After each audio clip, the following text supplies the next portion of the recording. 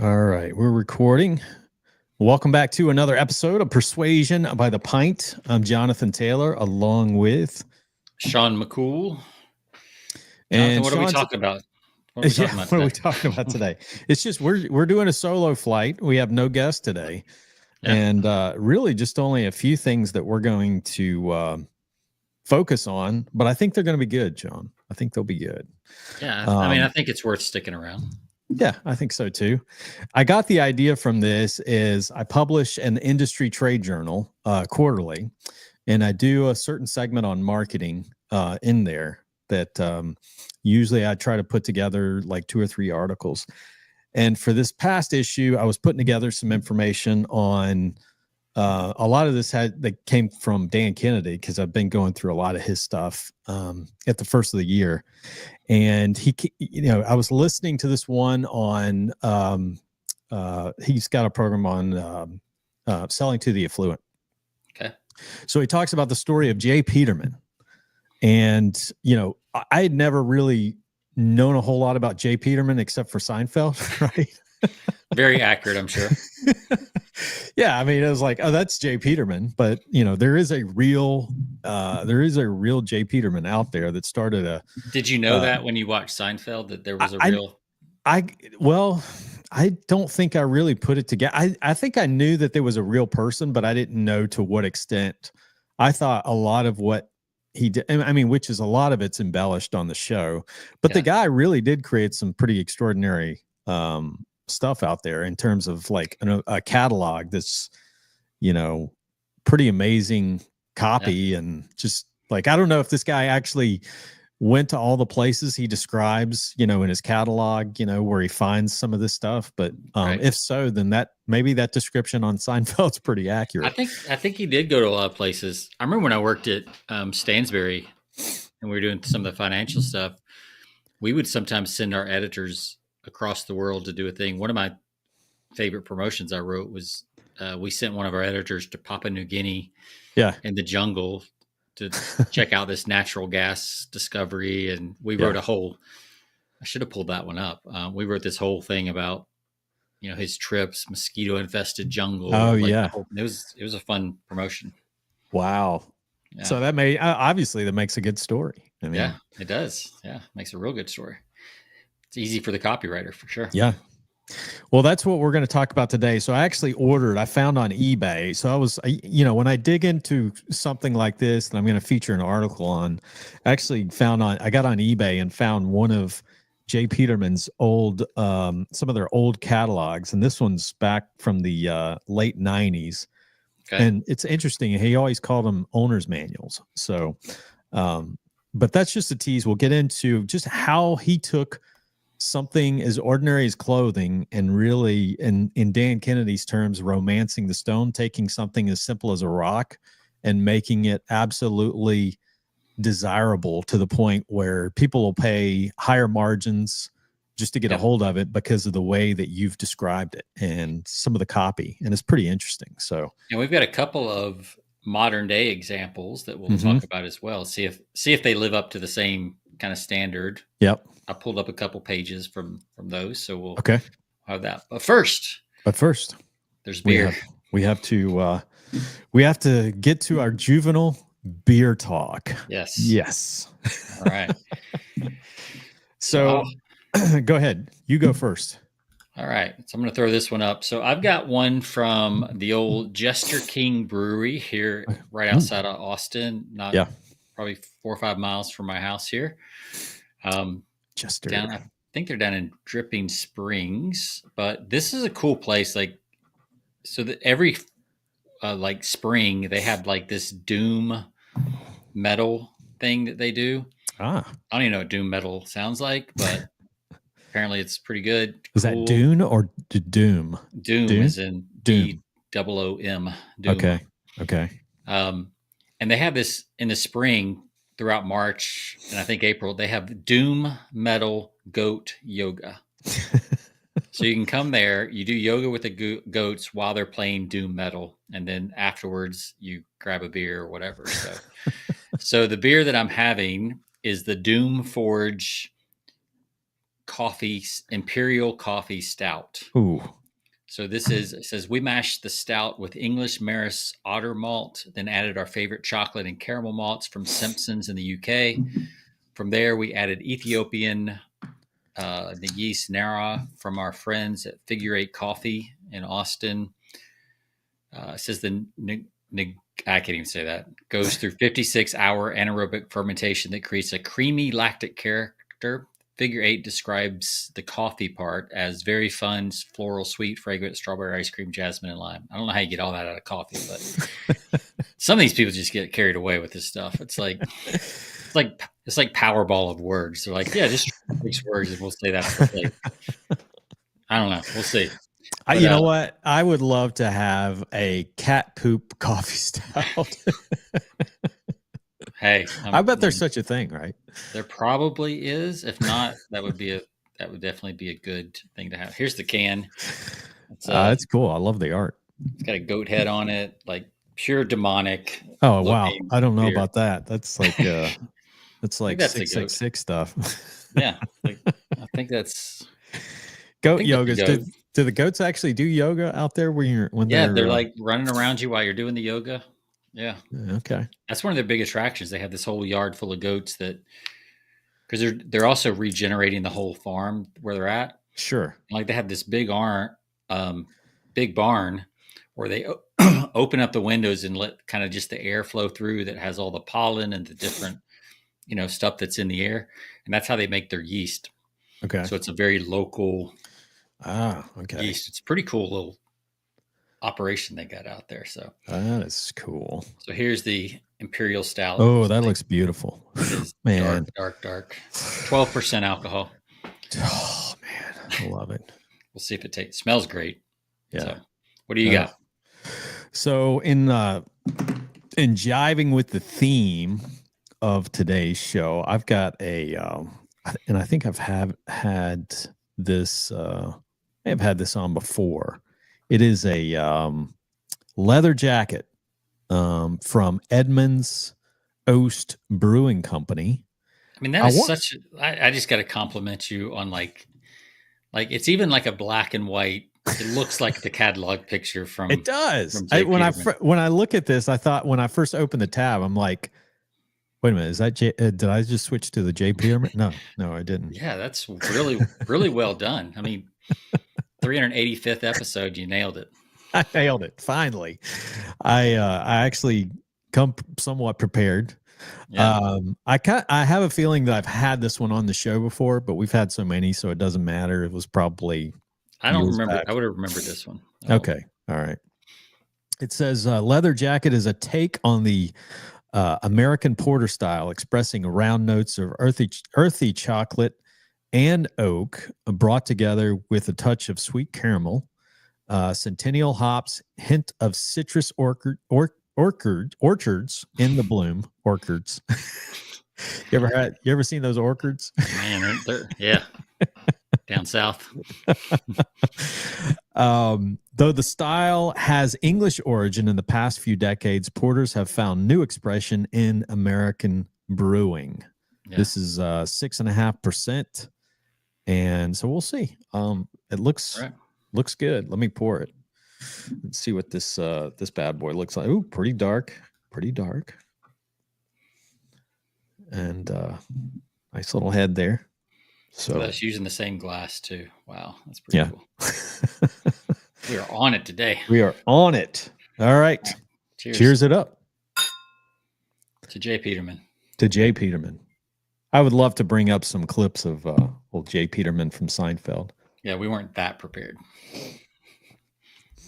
They picked the perfect guy for that, though. It was like, I don't know what that actor's name is, but he nailed it.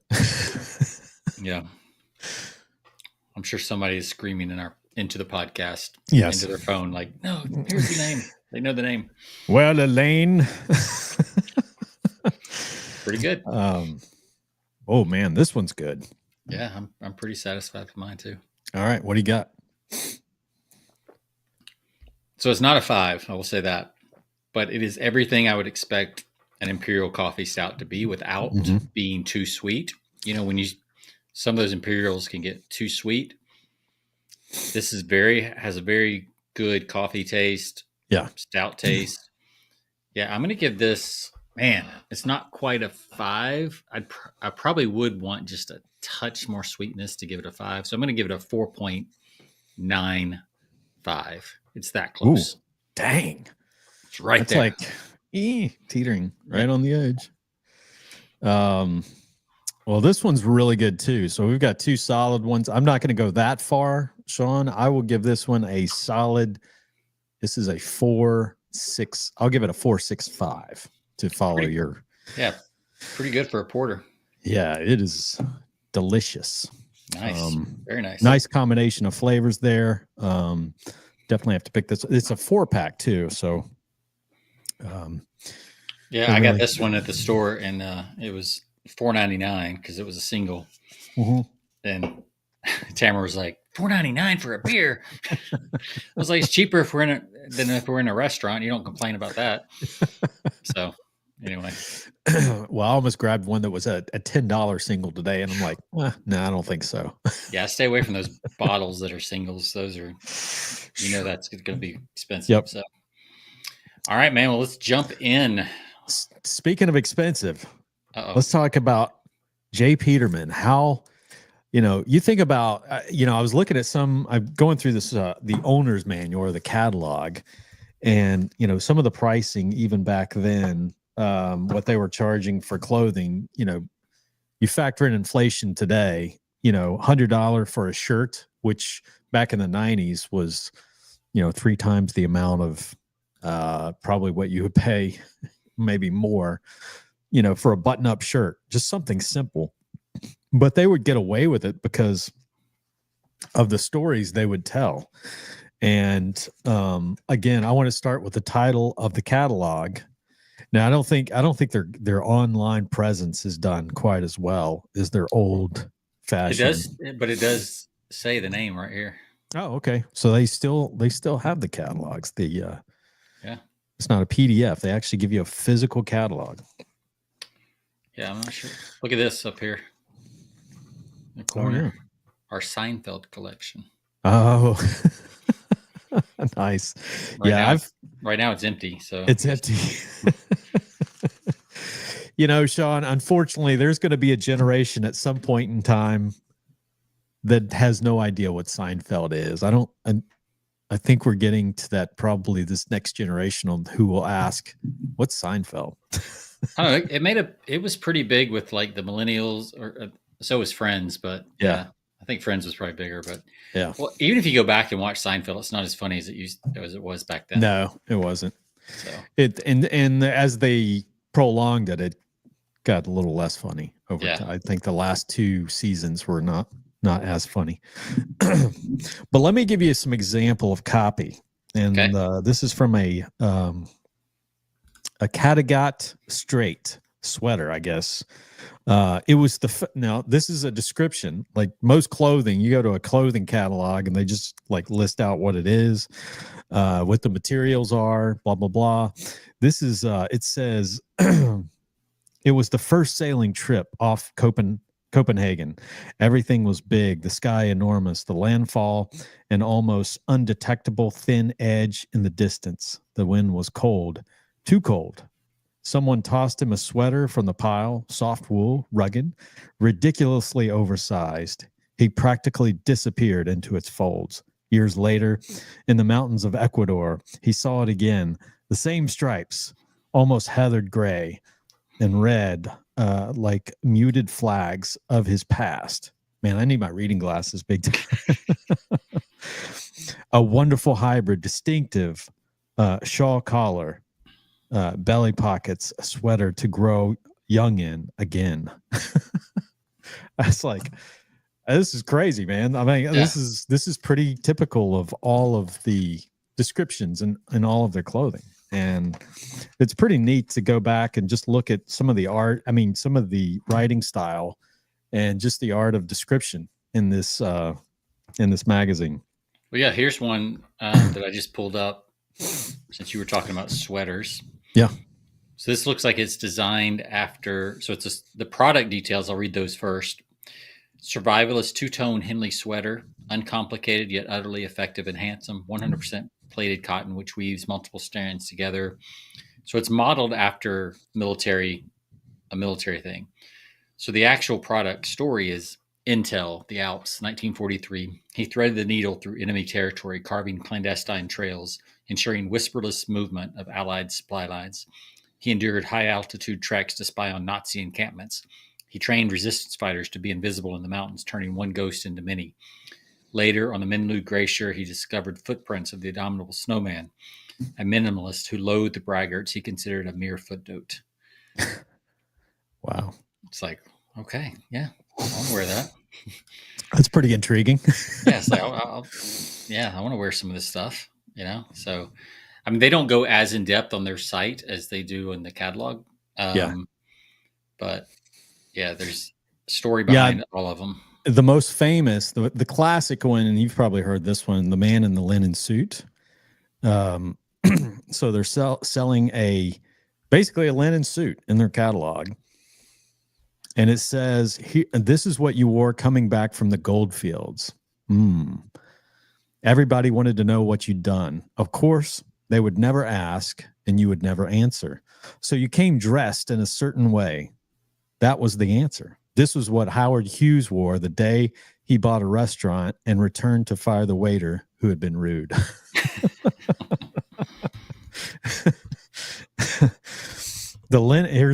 Check this out. A linen suit is a different message on different days, but it is always in the same accent. You know how a man born big, say 231 pounds and 6'6", goes through life fairly calmly, doesn't need to raise his voice much to get across his point. That's how a linen suit stacks up against other kinds. That's a great picture. Like That's good. That's good copy. Yeah. Good storytelling right there. Yeah. You can literally I guess that would, and it's hard to argue with that, Yeah. It's like, I guess a 6 foot, 237 pound guy would pretty much be able to go through life however he wants. So yeah, you just picture the walking tall dude, and he's you don't have to worry about that.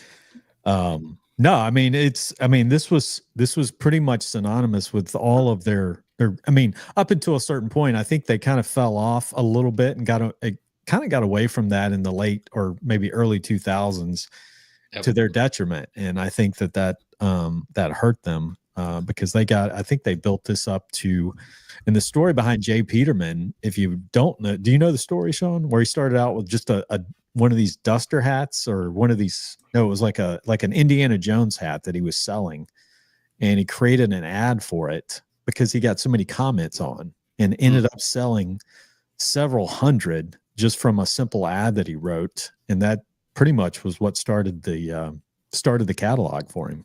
Wow. So he just started, cool. Yeah, he started going out finding stuff that were, unique things that he could sell, and never, they only had a limited inventory. And I think that was another thing that was used in their marketing was a scarcity. You didn't know how much inventory they had. So a lot of people would jump on board and, buy what they had available. So the old scarcity at work, huh? Which if it's truly imported and handcrafted, it should be fairly scarce. You wouldn't have a lot of that. It's not like Temu fashion today, fast fashion. This is the opposite of fast fashion, So yeah, it's pretty cool. Yeah. Well, let's look at. So you told me you were going to do Jay Peterman. Is there other stuff you wanted to show on that? No, that's it. But there are countless other examples, and you've got some too, right? Yeah. So the one that came to mind for me, who I think has a sort of takes maybe a page from that. I don't know if they did intentionally or not. I don't know the whole story. Mm-hmm. The one that came to mind for me is Trader Joe's Fearless Flyer. Yeah. Are you a Trader Joe's guy? You ever we do.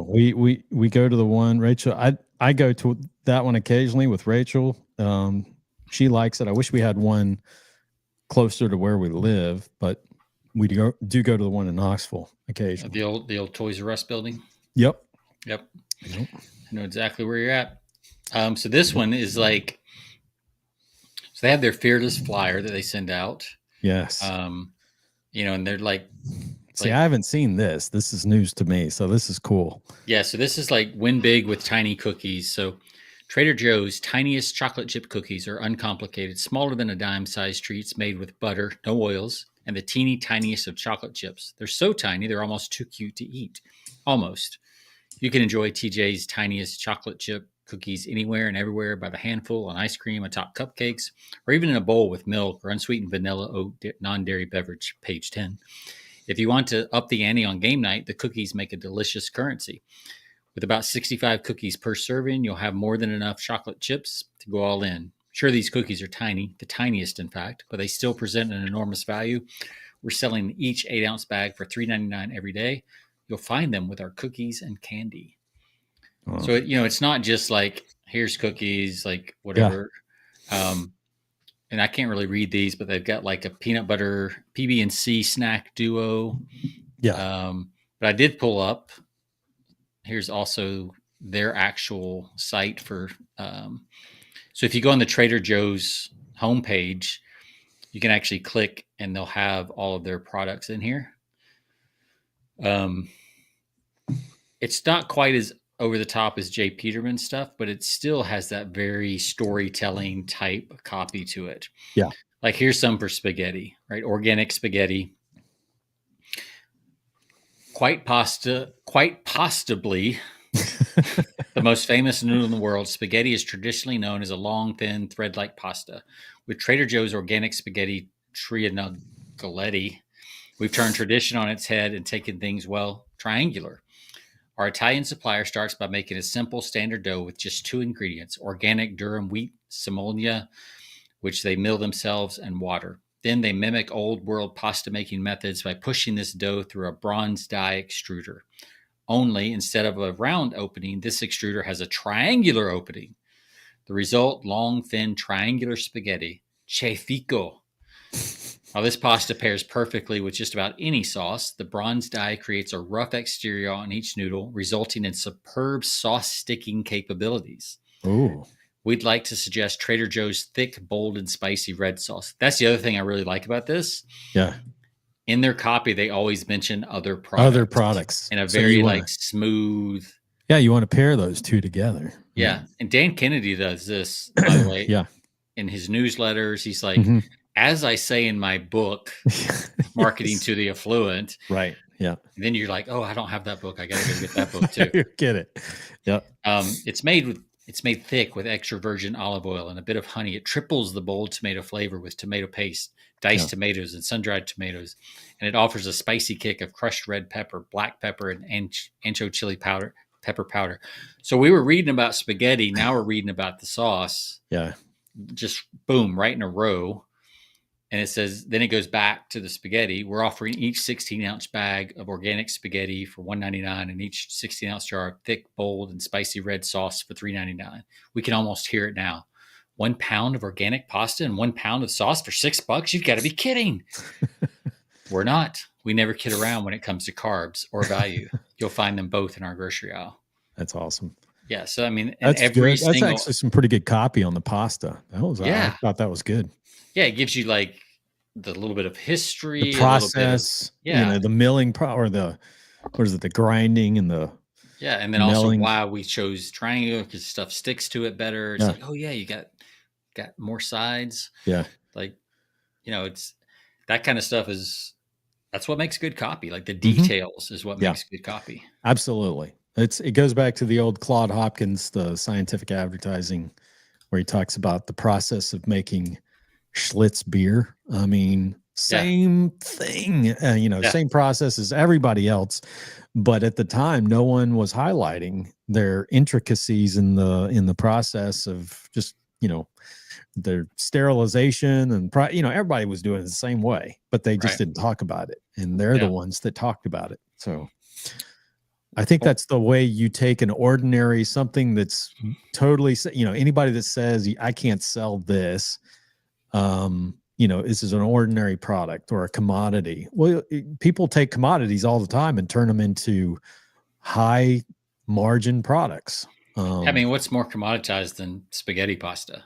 Yeah. I mean, it's like, That's right. and that made me want to go I can like, go to I Walmart and get literally, as I was reading that, I was like, oh, when Tamara gets home, maybe we can go to Trader Joe's and get yeah. the pasta and the sauce because that sounds really good. Yeah. Like literally, I was thinking that as I was reading. So That's right.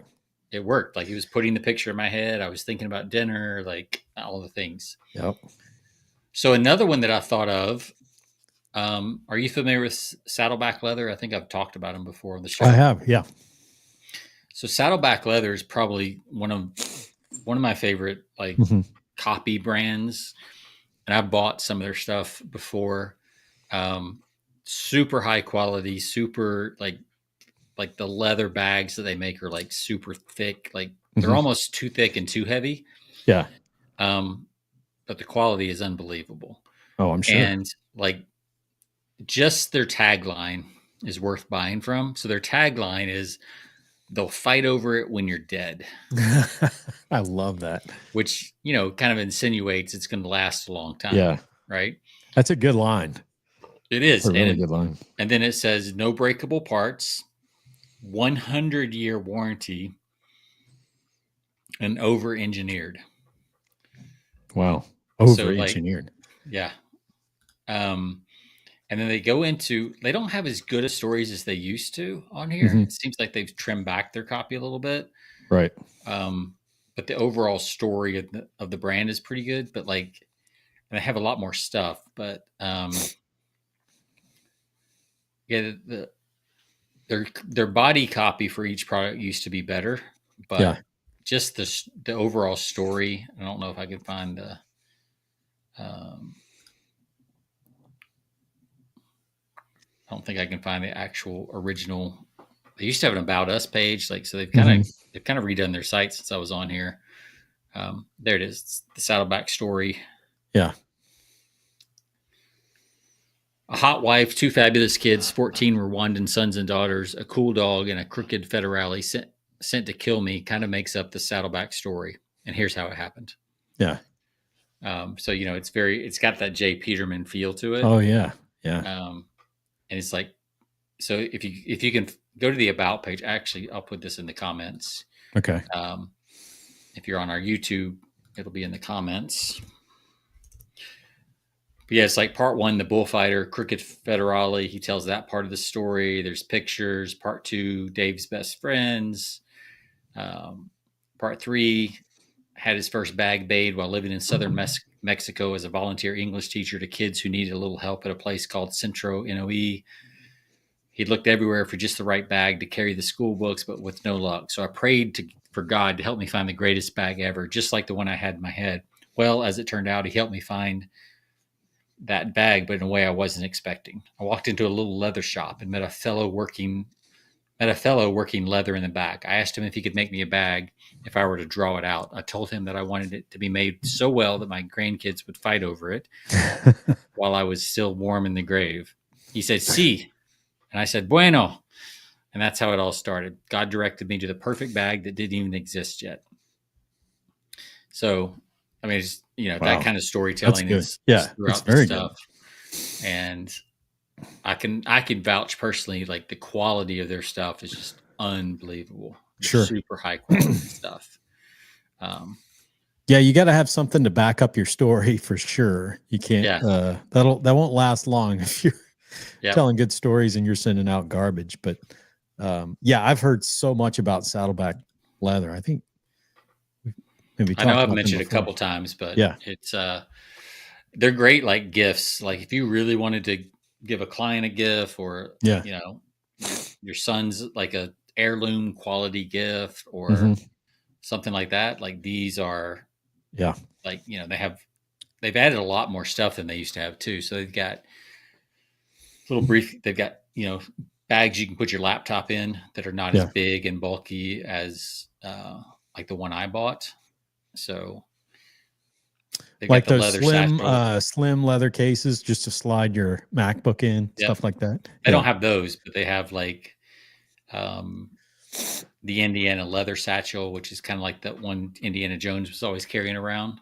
Oh yeah. Yeah. You know, big enough to That's put some cool. books and maybe a laptop in. Sure. Um, although this one says it'll hold a tablet, a few books, and all of your daily carry essentials. Yeah. So yeah, pretty cool stuff. Yeah. Again, the backstory is really good. I think they've slacked off a little bit on their product copy. Seems to be kind of a theme where companies they do really well at the copy in the beginning, and then they start to slack. I don't know if they fire their their good copywriters or so there's this they myth. move on. Well, yeah, I know as having written copy Yeah.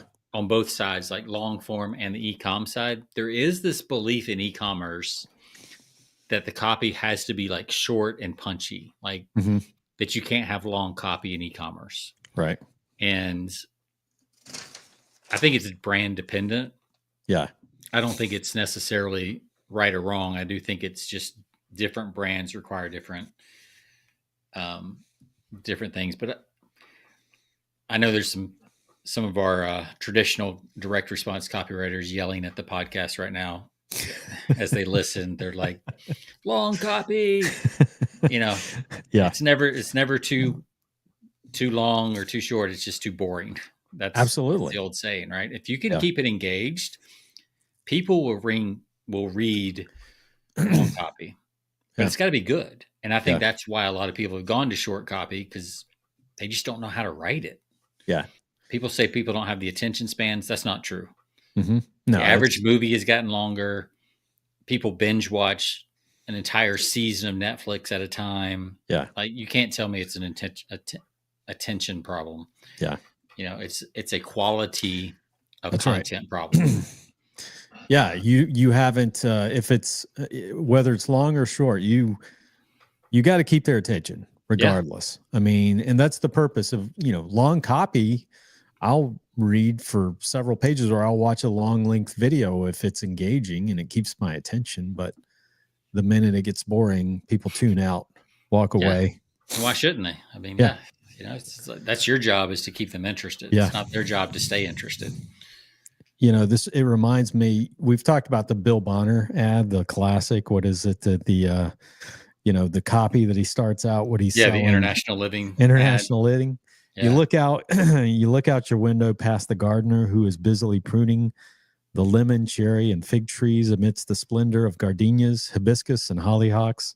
Yes. The sky is clear blue. The sea is deeper blue, sparkling with sunlight. A gentle breeze comes in, drifting in from the ocean, clean and refreshing, as your maid brings, that's probably politically correct. Probably, yeah.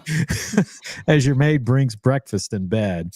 As your Tesla robot brings you breakfast in bed. Yeah, for a moment, you think you have died and gone to heaven, but this paradise is real and affordable. In fact, it costs only half as much to live this dream lifestyle as it would to stay in your own home. I mean, I keep reading. Yeah. I want to know more. Like, I can live some romantic lifestyle instead of schlepping it right here and, wherever. Of course, that lead is now 30 years old, and most of those places have been discovered. Yeah, right. But like, when did that came out in the late 70s, 70? Yeah, it's at least 30 years old. It may be 40 by now. Yes. It was what launched. It's actually what launched the whole Agora empire. Yeah. Is that International Living ad. Right. I know Spain is still like 30% cheaper than the US, and you can get a lot of that. You know, you can go out to dinner for like $15 for two people. And wow. Like, I've got a friend that's actually living over there right now. It's beautiful. When I was stationed over there, that was Spain was my number one place of visiting. Just gorgeous, everything. Because you were in Germany, right? Yep. So you just hopped down to Spain and just drove down to Spain, to Barcelona for a week. Yeah. Stayed in Costa del Mar, and man, it was right on the beach, just gorgeous. I mean, I was like, this is amazing, and the architecture is beautiful. It's but it's amazing that the price. You say the price is still, people can live there for a fraction. I believe it. Yeah. Well, their unemployment is also like 25%. So they're happy to let Yeah. expats come and Oh yeah, sure. pump the economy a little Pump bit, the account. Yeah. Put some money, put some dollars Yeah, yeah. into it. So So yeah, so we've got actually, now that I think about it, like Jester King, my beer, yeah. kind of has some similar Mm-hmm. kind of has a similar vibe to it as far they do a little bit more with video and things like that, but they Right. have this whole kind of story of the farm and Yeah. I was very tuning. Yeah, I was catching that earlier with the farm and the goat yoga. yeah, so they have this very like backstory to their whole beer, and Mhm. the food they serve and all that kind of stuff. So Yeah. yeah, it's a cool place. I Um, think the key is like how do you turn it into an experience or you paint vivid pictures of detail where customers or people that are buying out there, they don't want I think you got to figure out how to tie your products into more of a how you fit their life, it's yeah, more of an experience than just a product. Just don't talk about the features, talk about something beyond the features and what it paint a vision of that. And that's what I think all of these things have in common is that they take you beyond just the product itself. yeah.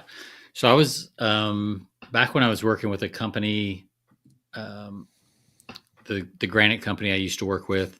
Mm-hmm.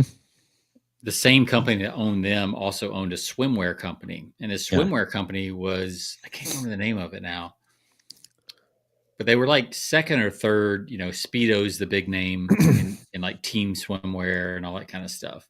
Yeah. But this company was like second or third, but nobody like they weren't a brand name. But man, their story that they had of their founder was absolutely incredible, and they were not using it at all. And Mm. I had talked to them a couple times. I was like, "Why is this guy's name not and Yeah, really. story like everywhere?" Like he was like an Olympic swimmer from like the 30s. Yeah, He was like a war veteran, like all kinds of just really cool stuff. sure. Inventor. He invented some of the stuff that everybody uses for swim stuff. You know, they created some of the first swim lane ropes that actually knock down the waves in a pool as opposed to Yeah, just having a nylon rope going through the stuff with buoys sure. on it, the wave eater things.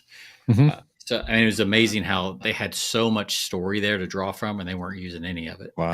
And I wonder how many companies are like that. Oh yeah.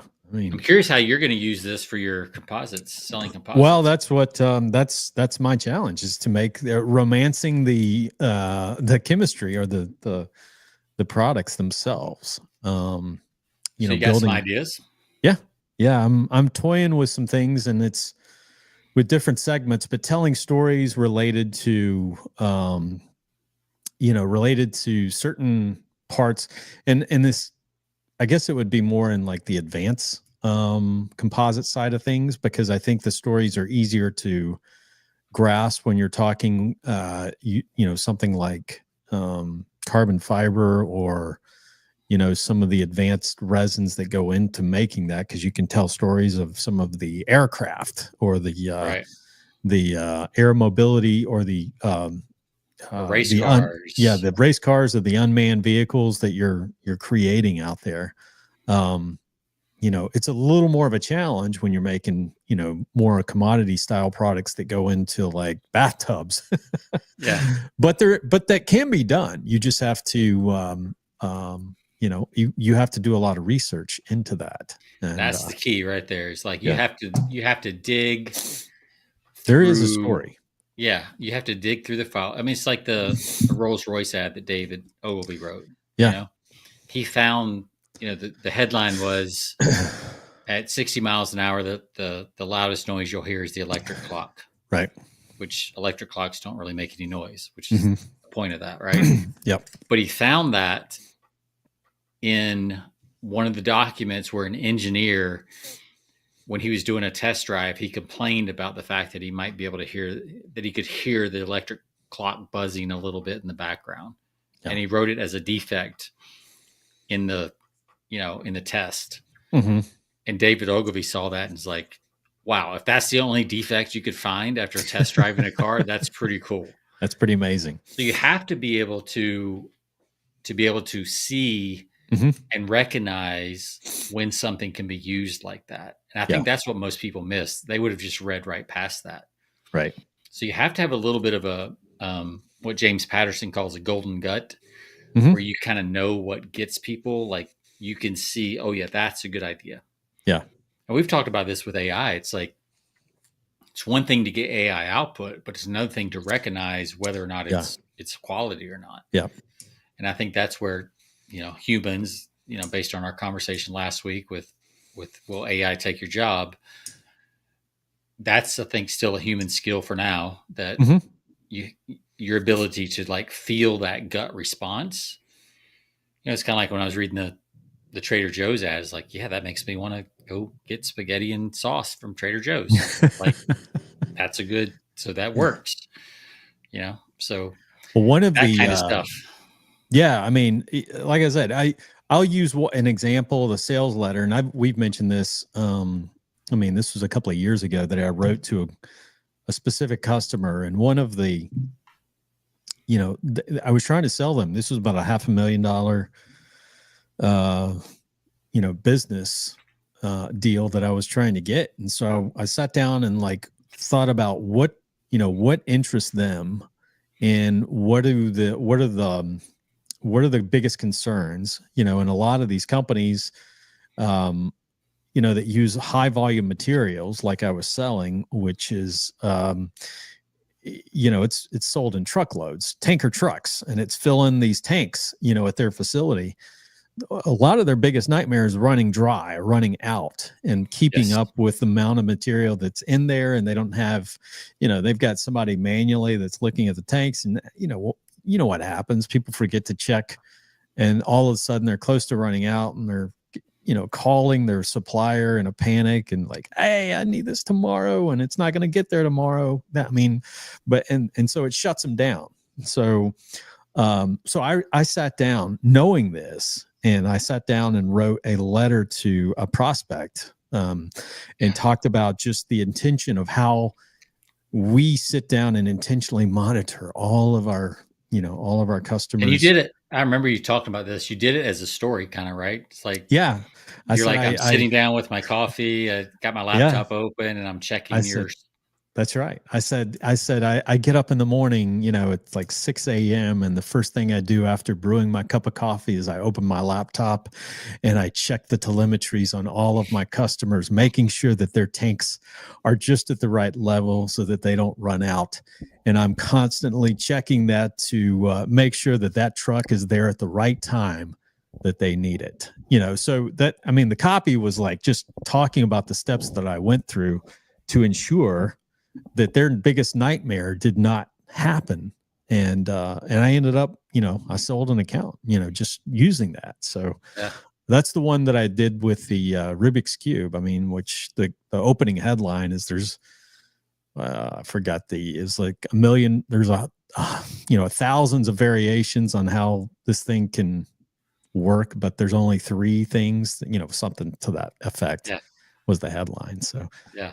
but the Rubik's Cube was the thing that, it was kind of the lumpy part of that package that I sent. Right. But that And opening line is like yes. that to me was like Yeah. that gets their attention. So Hmm. you won their attention, the Rubik's Yep. Cube and the headline. But that opening line, that's like to me what Yeah. sold that whole Yeah. thing. It's like, Oh yeah. yeah, Yeah. My commitment and telling that story. I could literally, as you're reading that, I can see you grabbing your coffee, going over the dining room table or kitchen Yeah. table and being like, Yeah. opening your laptop and you're like, That's oh, right. yeah, everybody's good. Oh Yep. no, this person's low. Yeah. Let me get an order out. Let me get a truck out. Yeah. And to know somebody is doing that each morning at 6 o'clock in the morning, Yeah. like that gives a peace to me if I was buying the stuff. Like, oh, Absolutely. somebody's looking out for me beyond my guys Yeah. who might call in sick or might get Right. stuck in a snowstorm or whatever. Yeah. Yeah, that's That's Yeah, good. because that's the problem. People, you get people that don't show up for work, which is pretty common with manufacturers. Yeah. And you get a process engineer or a process guy that doesn't come in or doesn't show up or forgets, which is pretty common.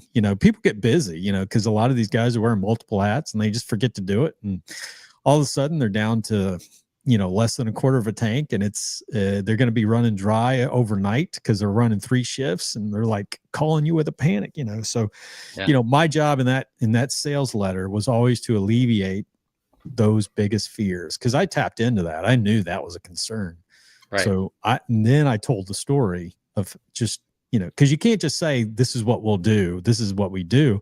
You talk about your routine, your mundane. People are attracted to the mundane routine, details of your life, Yeah. getting up, getting your cup of coffee, going, sitting at your desk, opening your laptop.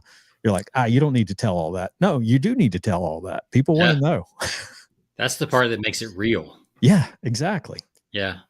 I've said this multiple times. I don't know how many times I've said it in 385 episodes, but that quote, that which is most, that which is most common is most universal. Yeah, You know, absolutely. it's so true. Mm-hmm. Like that's that connection that people get when you talk. That's why Seinfeld worked. I was just thinking that when you said Yeah. that. That it's That's the nothingness of life yeah, that made that show work. because we You all know? relate. I mean, we Yeah. all It's relate like to the we've all had common. those stupid conversations about whether you should eat a Snickers with your hands or with a fork and knife. It's like, Yep. and you spent way too much time on it. Yep. It's like for that couple of days, like that was your obsession. Yeah. So like that's the kind of stuff that just attracts people and lets people know that you're human. That's Yeah. what all good comedy Sure. is based on. Is like Yeah.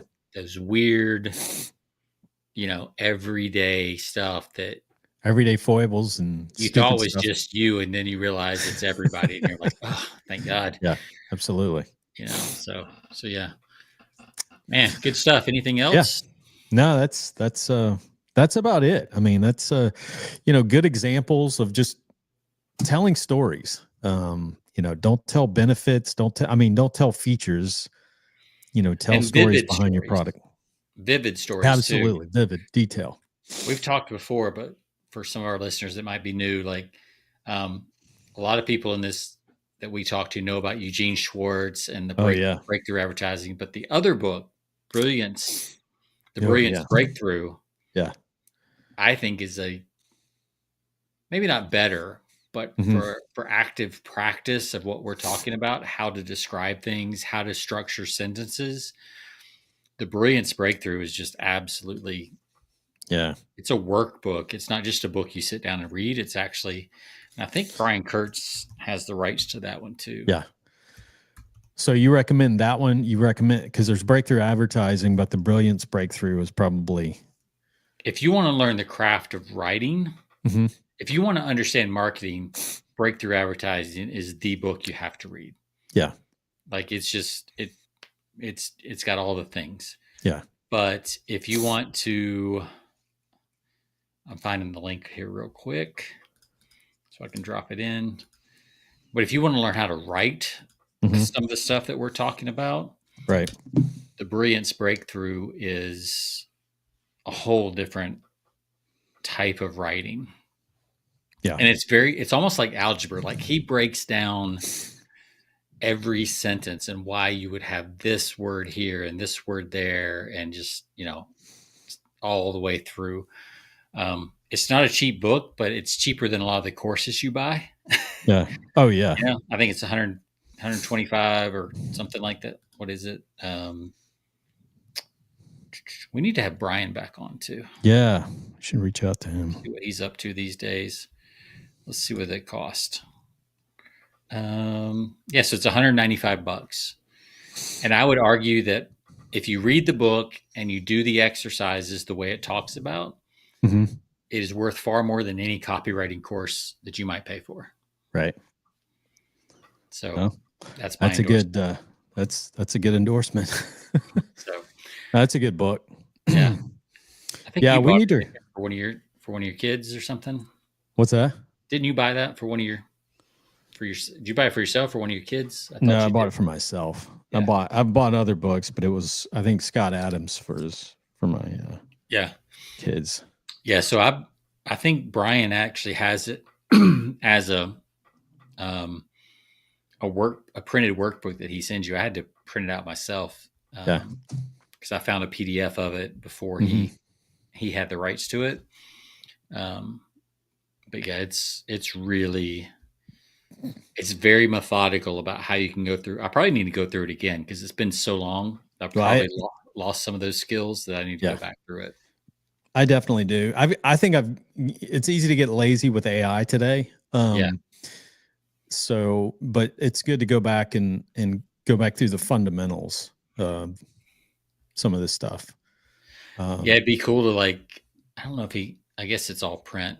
I would love to upload a PDF of it to AI and say, follow these rules whenever you write for me. Yeah. That would be cool. Yeah, that would be. You could probably do that with Claude, right? Yeah, you could put it in the project knowledge Hmm. part of it for sure. But Yeah. it's funny you say that. I was working on something earlier this week, and I was kind of playing around with. I can't remember if it was Claude or Chat, but I was kind of going back and forth, and I got this.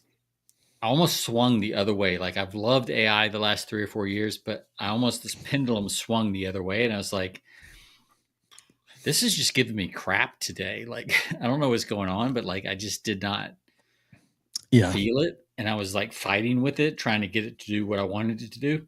And I was like, I'm just going to go back to writing my own stuff. So Yeah. I feel like the pendulum swung a little bit for me personally. Yeah. Um, No, I think I've been fighting that same thing with Claude lately yeah, because, I had it right. I never use what gives me the first time. yeah, It's like a continual revision. yeah. And, Which is still faster. yeah, it is. It is. Yeah. But, I'll have multiple conversations before, 10 times before we actually get to something that's decent. So what I've started doing is, so I'll let it give me a couple things. I'll try like 3 or 4 revisions, and if it's not getting it, I'll say, okay, give me what you think I want, and I'm going to edit it and send it back to you. So it'll Okay. print out what we've got. I take it, put it in a Google Doc, Yeah. and then I go ahead and do the edits the way I would write it, and then I Mhm. send it back and say, okay, this is my voice. This is the style I'm looking for. Yeah. And then from there, it seems to do better. Yeah. And that's still faster than me like writing from scratch a lot of times. Oh yeah, for But sure. so what I'm doing now is instead of fighting with it, I'll give it 2 or 3 revisions, and if it's not getting it, and I can tell it's not getting it, I'll ask it for one thing, copy paste, make my revisions, and then re-upload it, and Yeah. that seems to get it back on track. Okay. I don't know Yeah. if it's just like, you know, it's also adapting based on the feedback people are getting it, and I'm wondering Mhm. if it's getting too much feedback, and Yeah. people that don't know how to write Yeah. are giving it feedback. I Yeah, don't know what's we're going on. making it dumber. Yeah, That's what was happening with Chat GPT. Now it's kind of one of the reasons why I kind of moved over to Claude, and yeah. because I felt like, well, I don't have all these, you don't have like, it's not pulling from everything. Whereas, Claude, you can train it. You can train it by uploading documents and things like that to it and letting Well, it Chat does learn. have the projects feature now Yeah. Okay. that you can use and kind of do the same thing with. But even so, like today, I tried to do something with Chat, and I gave it a prompt, Yeah. and it was not, and it was like, I can't, it looks like you're trying to upload a document. I was like, no, I'm not. Like I didn't even talk, like I had no idea what you're talking about. I did not try to upload a document. It's like, oh, my bad. Please re-upload the document. I'm like, okay, you're having a bad day. I get it. It's See you not a good tomorrow. day. Why don't you go home, take a little rest? Yeah. Take a break. Take a break, buddy. I get it. You're You're processing burned out. 300 million requests a second. Like I get it. So Yeah. I was like, I just closed it down and went to Claude. I was like, Yep. there's days that chat is just like it just doesn't work. It's Yeah. just it's having a spaz. It's Yep. overloaded. I don't know. I told you, I think last week when our guest was on, like what I've been, one of the things I got this, somebody had recommended this, take somebody that you like reading their writing Hmm. and then enter that in and say, I want you to give me the prompts for that, Yeah, for this writing style. Cause I really like that, whether it's copywriting, whether it's just I writing think an that was article. when Jason and David and all those guys were Yeah. on. That's what they were Yeah. talking about. Yeah. Yeah. So, I mean, it's using that method is certainly, the writing's a little better, but Yeah, then I it's think like, it tries to emulate it sometimes too much, right. It's like, I think you're trying a little too hard. Yeah. So You what know, I've found is if you want to get a unique voice, but you kind of want to guide it, mhm, a way you can do that is you can pick like three authors that you like or three writers that you like, and you say, if you were to combine these three people, mhm, what would that sound like? Give me sure. that. So I Okay. would combine because I did this one time with some stuff. I combined Simon Sinek, um, Robert Greene, Mhm. and Good. Seth Godin Okay. because I like different things about each one of those. Yeah. And when it came out, like I could see different sentences that were, oh, that sounds like Simon Sinek. This sounds a little bit like Robert Greene. Yeah. Like Robert Greene has more factual and history stories. Yeah. He does. Simon Sinek's got some cool metaphor stuff. Seth Godin's kind of direct and, a little casual. Yeah. So if you can find two or three people to triangulate a Mhm. voice around, it'll come out with a little bit more unique voice that doesn't sound like exactly like either one of those, but it sounds what I like about it is it sounds familiar to the reader, Yeah. but they can't pinpoint that like, oh, that sounds like Robert Greene, like Yeah. not Jonathan, you know? Right. That's a So good idea. A and that's mix. if you think about it, that's how most of us Mhm. write anyway, right? We take Sure. our favorite voices and kind of channel it into our voice. Yeah. So yeah. But yeah, I've not yeah, I had a week this week where I was feeling like I want to go analog again. I don't want to like There's always the pendulum will swing yeah, at some point. And I yeah, think just like everything, it'll swing back the other way. We'll be like, you know what? I think I can do better myself. yeah. Yeah. Have you And tried Grok yet? I have not. So I saw somebody post today that they thought Grok was better than Claude or Chat, but Yeah. then somebody commented right under them. They're like, "Are you high?" or something like that. So I Okay. don't know. But I might give Grok a try this weekend. Just play around with it, Yeah. see what it does. Yeah. Um, Huh. see what all that money and I've heard mental is doing. DeepSeek is really good. I Still a little haven't. afraid to use that. Yeah. You Yeah. know. I haven't tried it, but I've heard a number of people say that it's probably one of the better ones out there of all of them. Yeah. Well, didn't our guest last week say that the next version of Chat should be out in a week or Yeah. I probably think, next week? yeah, it's coming. Yeah, I think it is next week. Yeah. So we'll see what that does. Yep. But So maybe I next just week, yeah, we'll. So this is going to be fun because our guest coming on next week, he's been on before, but this is cool. He actually used AI to create a story for a video okay. to sell a house, to sell one of his rental properties back in December. And now he's leveraged this into doing video marketing for realtors out there who want to sell homes. It's crazy. And so he's coming up with, which is great for him because David, he's like this guy that has all these he'll come up with an idea and AI is perfect for him. So he'll come up with the idea and he'll have AI write a script for it. And he'll talk about how he did that because he got like 34,000 views off of a video that he put together, and it was following a specific theme Mm-hmm. that we're all very familiar with. Yes. And I'll leave it at that. He'll be joining us next Friday on the show, so it should be a lot of fun. So I'm wondering, I texted you the other day. We won't give it away, but I Yeah. texted you a couple days ago. I was like, "Oh, interesting. This big brand did this, did a similar thing." So, Yeah. and I can't tell if David Yeah. copied them or if they copied David. So we'll have to ask. Well, ask David. We'll put him on the hot seat and ask.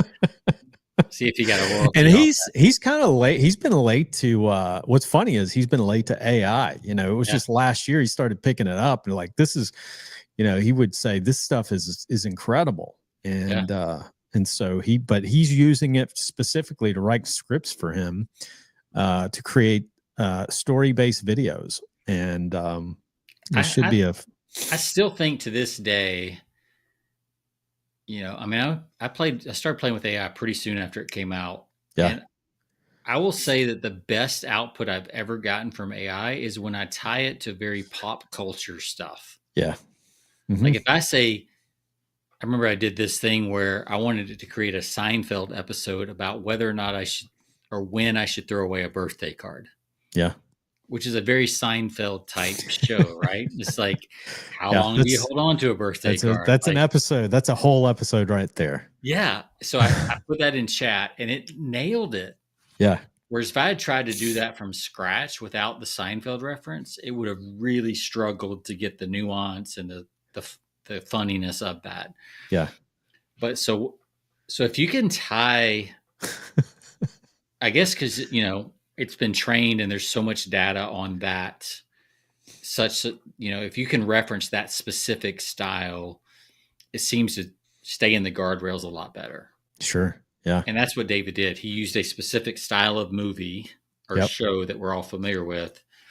And that's, I think, why I was able to probably produce such good things. Then he still had to get it filmed and do all the things. But that'll be interesting to talk to him next week. But I do think stop trying to be so original with AI and look at some pop culture stuff that you could use as a guide. Yep.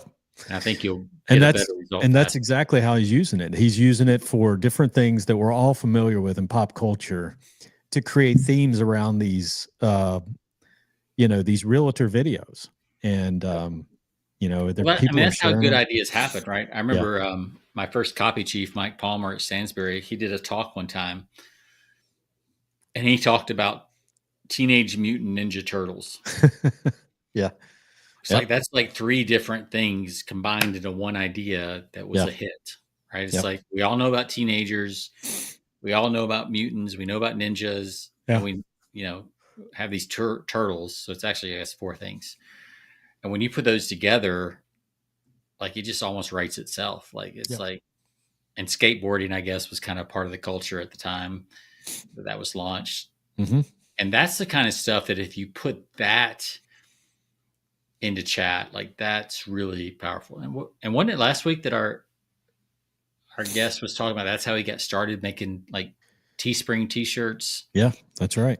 By combining two niches and then those kind of things really sell. Yep. I think that's a good way to use AI is to you be the creative person that joins this and this that don't necessarily go together, and then ask AI, how would you combine these to make this a new thing? Absolutely. So, and that's what David's done. So we'll talk to him next week about that. And then next month, I've got a guy coming on that I used to work with who also fired me. Awesome. When I was a always good copywriter. to have. So we'll talk about that on the air live. Cool. I'll have a lot of questions. Yeah. So Russ Ruffino, he's probably one of the most consistent internet marketing guys. In my opinion, he's the most consistent internet marketing guy out there. Yeah.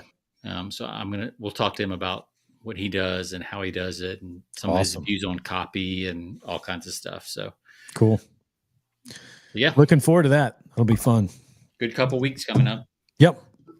Good stuff. And to all of our listeners, you find us over at persuasionbythepint.com and all of your favorite podcast platforms, whatever you listen to podcasts through. Check us out. Do a search. leave us 5 stars. And this is episode, what is this showing?